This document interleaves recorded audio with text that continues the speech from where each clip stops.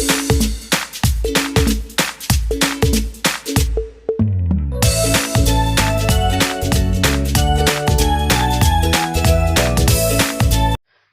दोस्तों, success by AD sir YouTube channel में आपका स्वागत है। दोस्तों, आज की क्लास में हम लोग देखने वाले हैं प्रजातंत्र के प्रकार।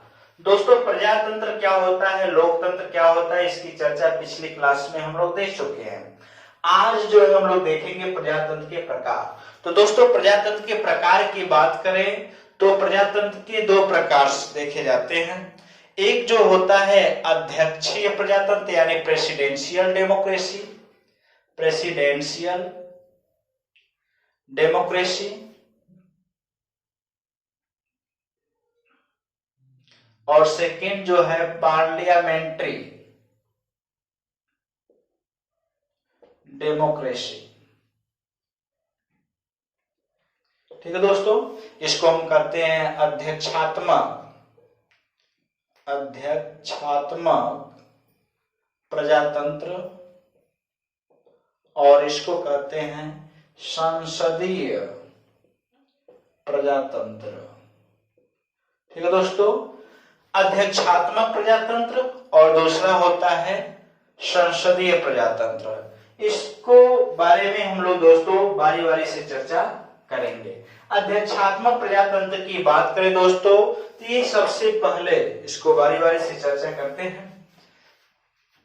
अध्यक्षात्मक शासन प्रणाली की बात करें या अध्यक्षात्मक प्रजातंत्र की बात करें,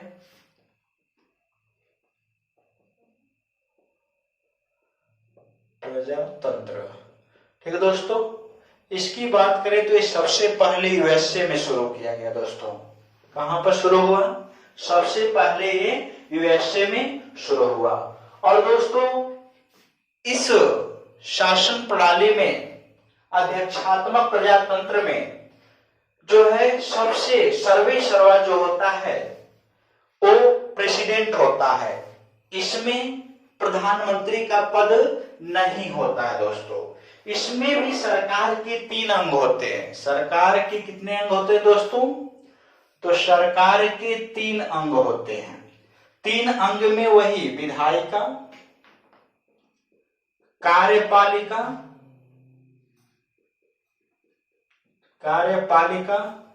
और तीसरा जो है न्यायपालिका। ठीक है दोस्तों, सरकार के जो है 3 अंग होते हैं। बस क्या होता है कि विधायिका में तो लोकसभा राज्यसभा होती है। कार्यपालिका में क्या होता है कि जो राष्ट्रपति होता है ये जो है संवैधानिक, दोस्तों दिखाई दे रहा है, संवैधानिक और वास्तविक दोनों प्रधान होता है। दोस्तों, संवैधानिक और वास्तविक दोनों प्रधान होता है जो है राष्ट्रपति। बाकी सब चीजें लगभग सेम से होती है दोस्तों, संसदीय में भी और अध्यक्षात्मक प्रजातंत्र में भी। इसमें दोस्तों और क्या होता है कि कार्यपालिका और विधायिका के बीच शक्तियों का पृथक्करण व अलगाव पाया जाता है। दोस्तों, कार्यपालिका और विधायिका के बीच शक्तियों का पृथक्करण व अलगाव पाया जाता है। दोस्तों, ठीक है, पृथक्करण, कार्यपालिका और विधायिका के बीच शक्तियों का पृथक्करण और अलगाव पाया जाता है।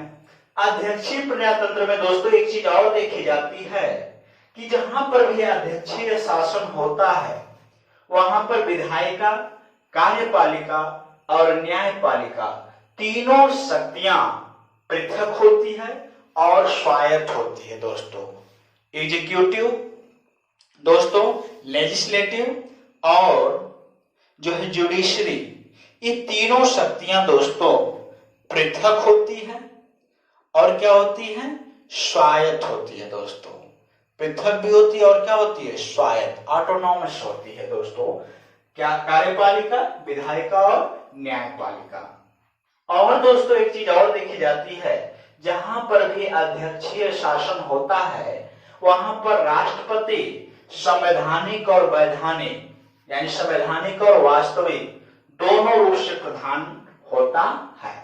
और दोस्तों इस प्रकार के शासन में जो शासन की समूची शक्तियां होती है वो राष्ट्रपति में निहित होती है। दोस्तों एक एक पॉइंट दोस्तों देखिएगा बारी बारी से कि इस प्रकार के शासन में जो समूची शक्तियां होती है वो टोटल राष्ट्रपति में ही निहित होती है, और मंत्रिमंडल जो होता है दोस्तों, टोटल शक्तियां जो होती है वो राष्ट्रपति में निहित होती है, और जो मंत्रिमंडल होता है जो राष्ट्रपति के अधीन होता है। दोस्तों मंत्रिमंडल जो है वो राष्ट्रपति के अधीन कार्य करता है। ठीक है दोस्तों, तो ये आपका था अध्यक्षात्मक प्रजातंत्र। एक मिनट में सब दोस्तों पूरा रिवाइज कर देते हैं कि अध्यक्षात्मक प्रजातंत्र जो होता है वो यूएसए में सबसे पहले शुरू हुआ, और इसमें जो है सर्वे सर्वा जो होता है वो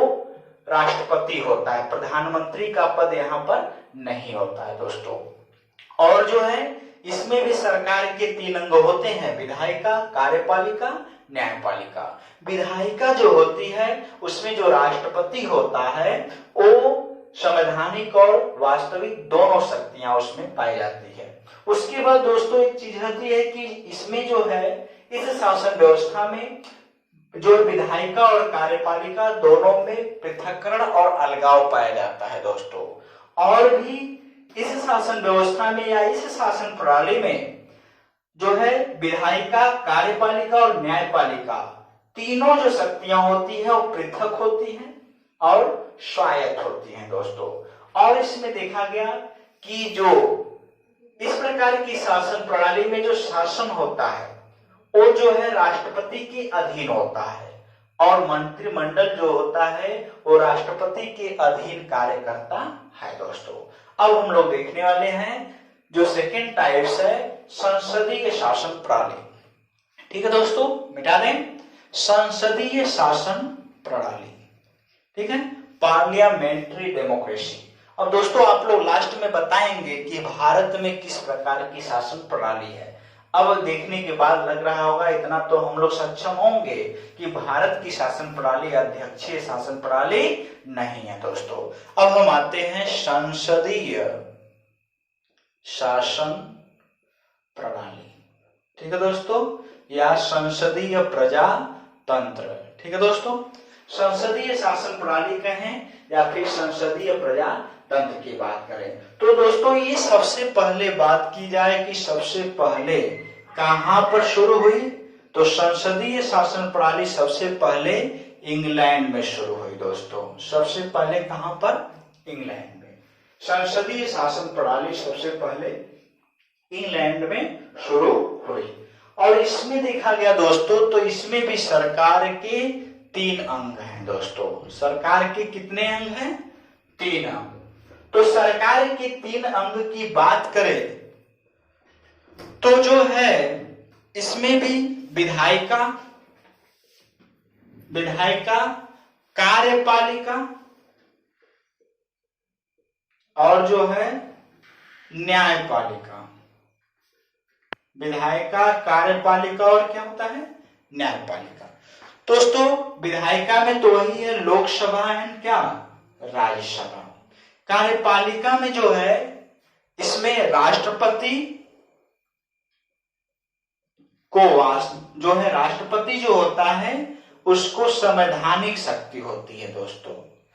ध्यान से देखिएगा दोस्तों, जो कार्यपालिका है उसमें राष्ट्रपति को संवैधानिक पावर। ठीक है दोस्तों, और जो प्रधानमंत्री है पीएम को वास्तविक पावर होता है दोस्तों, वास्तविक शक्ति यानी व्यवहारिक शक्ति। व्यवहार में टॉप पे कौन? प्रधानमंत्री, और संविधान के अनुसार संवैधानिक रूप से टॉप पे कौन? राष्ट्रपति होता है। तो एक विशेषता ये देखी जाती है। उसके बाद देखिए तो दोस्तों इस शासन व्यवस्था में या इस शासन प्रणाली में कार्यपालिका एवं विधायिका आपस में, कार्यपालिका और विधायिका का आपस में समन्वय वह सामंजस्य होता है दोस्तों। संसदीय शासन प्रणाली में कार्यपालिका और विधायिका का आपस में समन्वय वह सामंजस्य होता है। ठीक है दोस्तों, और इसीलिए भारत में जो संसद का निर्माण लोकसभा, राज्यसभा और राष्ट्रपति को मिलाकर होता है दोस्तों। ठीक है दोस्तों, तो संसदीय शासन प्रणाली में जो है विधायिका और कार्यपालिका में समन्वय होता है और सामंजस्य होता है। और दोस्तों जो है इसीलिए जो संसदीय शासन प्रणाली में क्या होता है कि भारत में जो संसद का निर्माण हुआ उसमें जो है लोकसभा, राज्यसभा और राष्ट्रपति को मिलाकर बनाया गया। लोकसभा और जो है राज्यसभा और जो है प्रेसिडेंट, ये दोनों को तीनों को जो है मिलाकर बना। ठीक है दोस्तों, तो प्रेसिडेंट और लोकसभा, राज्यसभा तीनों का समन्वय होता है, इसीलिए भारतीय संसद का निर्माण इन तीनों को मिलाकर हुआ। संसदीय शासन प्रणाली में दोस्तों कार्यपालिका का सदस्य होने के लिए विधायिका का सदस्य होना अनिवार्य होता है दोस्तों। संसदीय शासन प्रणाली में कार्यपालिका का सदस्य होने के लिए, कार्यपालिका का सदस्य होने के लिए विधायिका का सदस्य होना अनिवार्य होता है दोस्तों। और देखा गया दोस्तों कि संसदीय शासन प्रणाली में कार्यपालिका का सदस्य होने के लिए मैंने बताया कि विधायिका का सदस्य होना अनिवार्य है। और संसदीय शासन में कार्यपालिका अपने कार्यों के लिए विधायिका के प्रति उत्तरदायी होती है। संसदीय शासन प्रणाली में कार्यपालिका जो है विधायिका के प्रति उत्तरदायी होती है। और विधायिका में भी दोस्तों, विधायिका में हम लोग देखें पीछे, विधायिका में लोकसभा और क्या होता है, राज्यसभा, यही होता है दोस्तों। तो लोकसभा जो है इसको हम लोग निम्न सदन कहते हैं। ठीक है दोस्तों, और इसको कहते हैं उच्च सदन। आगे हम लोग देखेंगे, नेक्स्ट क्लास में हम लोग जो है संसद पढ़ेंगे तो वहां पे इसको डिटेल से देखेंगे कि निम्न सदन कौन होता है, उच्च सदन कौन होता है, प्रथम सदन कौन होता है, द्वितीय सदन कौन होता है। बहुत सारे डिटेल से हम लोग चर्चा करेंगे। यहाँ पे थोड़ी सी जरूरत है इसलिए हम थोड़ा सा बता देते हैं कि लोकसभा निम्न सदन और जो है राज्यसभा क्या होता है, उच्च सदन। ठीक है दोस्तों, और लोकसभा को हम प्रथम सदन कहते हैं और राज्यसभा को जो है द्वितीय सदन कहते हैं। ठीक है, ये क्यों होता है इसकी चर्चा हम लोग करेंगे। तो दोस्तों जो है मैंने कहा कि जहां पे भी संसदीय शासन प्रणाली होती है वहां पे कार्यपालिका विधायिका के प्रति उत्तरदायी होती है। तो दोस्तों विधायिका में भी लोकसभा या राज्यसभा के प्रति, तो विधायिका में लोकसभा के प्रति उत्तरदायी होती है दोस्तों। बिल्कुल जो है सरल शब्दों में समझने का प्रयास करिए। उसके बाद देखते हैं तो संसदीय शासन प्रणाली में शासन की जो शक्तियां होती है वो मंत्रिमंडल नामक समूह में निहित होती है दोस्तों।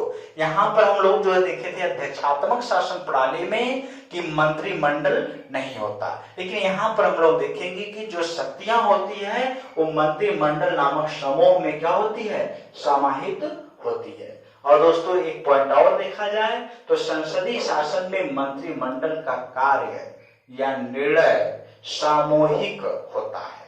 ठीक है दोस्तों, तो जो है संसदीय शासन प्रणाली में जो मंत्रिमंडल का कार्य होता है वो जो है या निर्णय होता है वो सामूहिक होता है। यदि अगर दोस्तों कोई भी मंत्रिमंडल का अगर कोई भी मंत्री इस निर्णय से असहमत है, सपोज दैट मैंने कहा कि जो है संसदीय शासन प्रणाली में जो है कार्य, संसदीय शासन प्रणाली में जो मंत्रिमंडल का कार्य या निर्णय होता है वो सामूहिक होता है दोस्तों। तो ध्यान रखिएगा कि मंत्रिमंडल का कार्य और निर्णय सामूहिक होता है, तो कोई भी अगर मंत्री इस निर्णय से अगर असहमत है तो उसे मंत्रिमंडल में बने रहने का अधिकार नहीं होता दोस्तों। इस शासन प्रणाली की एक शपथ है दोस्तों। ठीक है, तो ये था आपका संसदीय शासन प्रणाली दोस्तों। हम लोग अध्यक्षीय शासन प्रणाली देख लिए और जो है संसदीय शासन प्रणाली। अब आप तो समझ गए होंगे अब कि भारत में किस प्रकार की प्रजातंत्र है दोस्तों। तो भारत में क्या है, संसदीय शासन प्रणाली। अब बात आती है कि भारत में संसदीय शासन प्रणाली को क्यों अपनाया गया, क्यों नहीं अध्यक्षीय शासन प्रणाली को अपनाया गया। तो इसकी क्लास हम लोग दोस्तों जब पीसीएस मेंस की सीरीज चलाएंगे उसमें देखेंगे दोस्तों, ठीक है। ये प्री के लिए इतना इंपॉर्टेंट था।